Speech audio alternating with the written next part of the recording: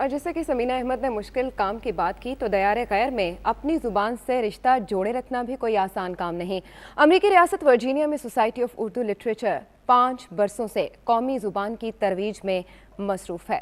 دنیا نیوز کے نمائندے اویس سلیم کی رپورٹ۔ نہیں کھیل اے داغ یاروں سے کہہ دو کہ آتی ہے اردو زباں آتے آتے۔ داغ دہلوی کا یہ شعر بیرون ملک مقیم پاکستانیوں کی نئی نسل پر خوب صادق آتا ہے۔ یہ نوجوان انگریزی تعلیم اور مغربی تہذیب کے آثار کو تو بہت جلد اپنا لیتے ہیں، مگر قومی زبان اور مشرقی اقدار سے جڑے رہنا ایک مشکل مرحلہ ہوتا ہے۔ سوسائٹی آف اردو لٹریچر گزشتہ 5 برس سے امریکہ میں مقیم پاکستانیوں اور ان کی نئی نسل کے ان رشتوں کو محفوظ بنانے کی کوششوں میں مصروف ہے۔ امریکہ کے بارے میں یہ کہا جاتا ہے کہ یہ ایک میلٹنگ پاٹ ہے۔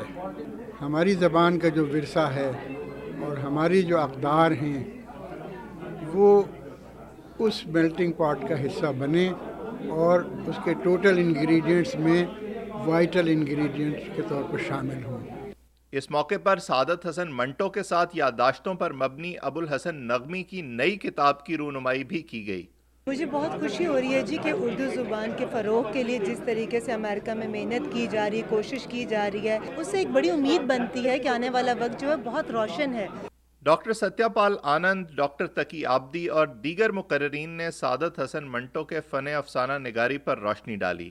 ان کا کہنا تھا کہ منٹو کی مقبولیت زمان و مکان کی قید سے آزاد ہے۔ اویس سلیم، دنیا نیوز، ورجینیا۔